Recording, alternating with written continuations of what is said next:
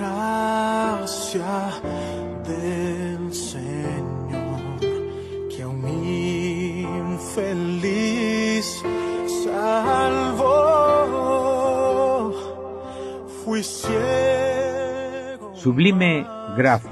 Hoy veo yo, perdido, y Él me ha... Mas el Dios de toda gracia, que nos llamó a su gloria eterna en Jesucristo, después que hayáis padecido un poco de tiempo, Él mismo os perfeccione, afirme, fortalezca y establezca. A Él sea la gloria y el imperio por los siglos de los siglos. Amén. Señor, temer, mis dudas ahuyentó. Sublime Gracia es un programa desde el cual compartimos con ustedes breves reflexiones fundamentadas en la palabra de Dios. Es un deseo y necesidad de nuestro corazón de conocer más profundamente y compartir con otros a este, nuestro Dios de toda gracia, que nos llamó a su gloria eterna en Jesucristo. Mis cadenas caen, rompió. Luz a las Naciones, canal cristiano de comunicación, puede seguir este programa y recorrer juntos el largo pero certero sendero de la palabra de Dios.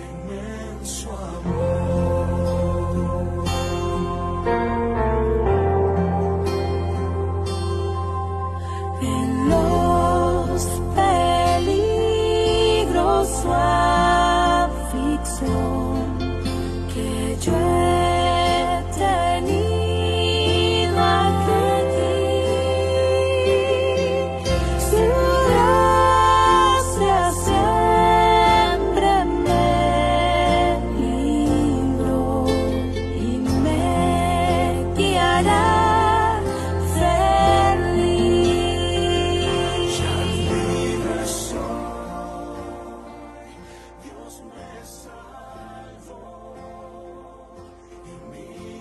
Bienvenidos a nuestro programa de Sublime Gracia. Quería recordar a todos que en nuestro primer programa quisimos destacar 4 aspectos importantes de la gracia. El primero era que la gracia es inmerecida. El segundo, la gracia nos salva. El tercero, la gracia de Dios es soberana. Y el cuarto, la gracia es abundante. En el primer punto, hablando de la gracia inmerecida, decíamos que la doctrina de la gracia, una de las muchas cosas que enseñan, es que somos totalmente incapaces de salvarnos a nosotros mismos. Somos salvos por un acto de la voluntad de Dios, nada más. No hemos hecho nada, ni podemos hacer nada para merecerlo. No es el resultado de una lista de éxitos en el tiempo, ni la recompensa por una vida impecable. La gracia de Dios no se gana, se recibe, como un regalo de parte de Dios. Y el segundo, la gracia nos salva. Y aquí nos hemos parado un poco más, hablando de que la gracia es la que nos salva, que no somos salvos por obras y de la salvación por medio de la fe, donde en este mismo programa nos hacíamos esta pregunta: ¿hay algo más grande o más importante en esta vida que la salvación? Jesús también hizo 2 preguntas en el capítulo 16 del Evangelio de Mateo, que nos tienen que llevar a un pararnos y hacer una profunda reflexión. ¿Qué aprovechará el hombre si ganara todo el mundo y perdiere su alma? ¿O qué recompensa dará el hombre por su alma? La Biblia nos enseña que nada hemos traído a este mundo y sin duda nada podremos sacar. Hoy hablaremos que la salvación que recibimos es para vivir eternamente. La Biblia utiliza a veces los términos salvar y salvación para transmitir la idea de librar a alguien de un peligro o de la muerte. Sin embargo, en estos términos también se refiere a la liberación del pecado. Y como la causa de la muerte es el pecado, aquellos que son salvados del pecado tienen la esperanza de vivir para siempre. Como dice en la primera carta de Juan en el capítulo 2 y versículo 25, y esta es la promesa que Él nos hizo, la vida eterna. Por eso, ¿hay algo más importante en esta vida que la salvación? No hay absolutamente nada más importante para los hombres que asegurarse de su salvación para no ir a condenación. Sin embargo, la vida después de la muerte, nuestro futuro eterno, no es algo en lo cual los hombres quieran pensar, lo cual resulta un poco extraño, porque mucho de nuestro tiempo lo ocupamos en pensar en nuestro futuro, centrados en mañana y cómo va a ser y qué voy a hacer, en qué situación me encontraré y qué es lo que voy a tener. Es por eso que trayendo una reflexión en nuestra vida, también podríamos preguntarnos, ¿se salvará todo el mundo? Por desgracia no. Algunas personas no se salvarán. Alguien le preguntó a Jesús de camino a Jerusalén, enseñando por las ciudades y aldeas, en el Evangelio de Lucas, «Señor, ¿son pocos los que se salvan?» Nuestro Señor no vino a satisfacer la curiosidad de los hombres, si van a ser muchos o pocos los que se salvan, sino que tengamos conciencia y podamos entender que la salvación requiere más concentración y esfuerzo de lo que muchas personas esperan invertir. Pero creo que esta pregunta no debería de ir dirigida a cuántos serán salvados, sino más bien, ¿seré salvo? La respuesta la encontramos en el Evangelio de Lucas, en el capítulo 13 y versículo 23, donde Jesús dijo, «Esforzaos a entrar por la puerta angosta, porque os digo que muchos procurarán entrar y no podrán». Debemos de cuidar de no pasar por alto esta acción, porque la puerta no estará abierta para siempre. Hay dos destinos muy diferentes para la humanidad, vida eterna o condenación eterna. Dice en la segunda carta a los tesalonicenses, en el capítulo 1 y versículo 9, que los que no conocieron a Dios ni obedecieron al Evangelio de nuestro Señor Jesucristo sufrirán pena de eterna perdición, excluidos de la presencia del Señor y de la gloria de su poder. La vida cristiana tiene principio y tiene fin, hablando en términos humanos, y entre ese principio y ese fin hay un largo recorrido, una carrera que nos toca correr con paciencia, porque esta paciencia también va a ser crucial para nuestra salvación. Nos tocará experimentar muchas cosas, unas dulces y otras amargas. Tendremos que tomar muchas decisiones a lo largo de nuestra vida, y te digo, no en todas acertaremos bien. Influiremos en personas para bien y otras vamos a decepcionar. Pero pensándolo bien, esto no solo va a suceder al cristiano, esto va a suceder a todo ser humano, porque no hay hombre o mujer que lo haga todo bien. Como dijo el rey Salomón, no hay hombre justo en la tierra que haga el bien y nunca peque.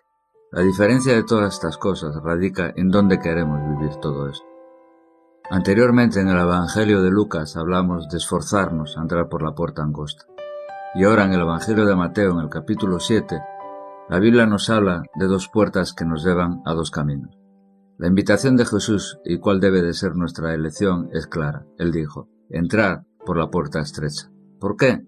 Porque la otra puerta, que es ancha, nos lleva por un camino espacioso, más cómodo aparentemente, con más margen de maniobra si cabe, con más libertad, también aparentemente, pero un camino que nos lleva a la perdición. Como dice uno de los proverbios, hay camino que al hombre le parecen derecho, pero su fin es camino de muerte. La muerte física es una de las consecuencias del pecado de Adán y Eva en el jardín del Edén. Sin embargo, el pecado y la muerte no tienen la última palabra, porque gracias al sacrificio de Cristo en la cruz, el pecado ha sido perdonado y la muerte ha sido vencida. Así que ahora decimos, ¿dónde está, oh muerte, tu aguijón? ¿Dónde, sepulcro, tu victoria? Así que de todo esto podemos gozarnos, porque la muerte no tiene más poder sobre nosotros. Y cuando nuestro tiempo aquí en la tierra se acabe, algo que podíamos considerar como lo peor que nos puede pasar, tampoco sería malo, porque para nosotros el vivir es Cristo y el morir ganancia. Este será el primer paso para llevarnos a ese lugar que Jesús reservó para cada uno de nosotros, donde hay sitio para todos. Como Él dijo, en la casa de mi Padre muchas moradas hay. Si así no fuera, yo os lo hubiera dicho. Voy pues a preparar lugar para vosotros. La vida es más que el vivir, el aquí y el ahora. Es una preparación para la eternidad. Cuando vives a la luz de la eternidad, tu forma de vivir cambia, y esto te da la posibilidad de cómo manejar toda relación, trabajo y circunstancia. Cuanto más te acercas a Dios, más insignificantes llegan a ser todas las cosas.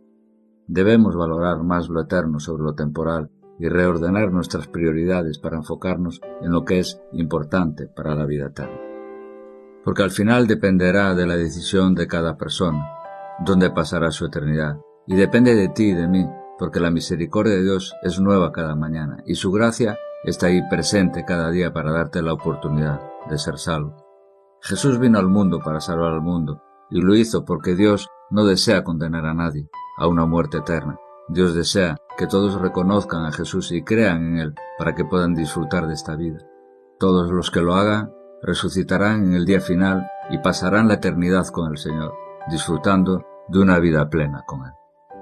Con respecto a los dos destinos, podemos ver lo que nuestro Señor Jesucristo dijo en el Evangelio de Juan, en el capítulo 5 y en el versículo 29, que los que hicieron lo bueno saldrán a resurrección de vida, mas los que hicieron lo malo a resurrección de condenación.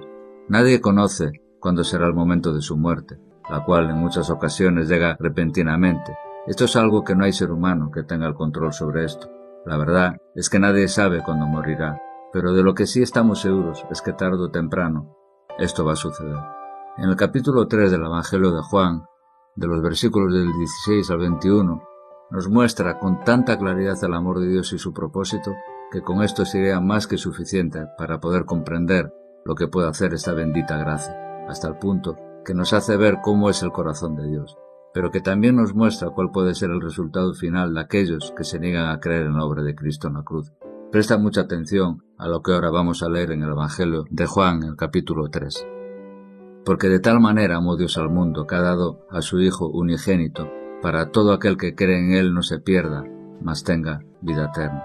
Porque no envió Dios a su Hijo al mundo para condenar al mundo, sino para que el mundo sea salvo por Él. El que en Él cree no es condenado, pero el que no cree ya ha sido condenado, porque no ha creído en el nombre del unigénito Hijo de Dios. Y esta es la condenación, que la luz vino al mundo, y los hombres amaron más las tinieblas que la luz, porque sus obras eran malas. Aquí, dentro de muchas cosas más, podemos ver el propósito de Dios, la obra de Dios, la responsabilidad del hombre y las obras del hombre.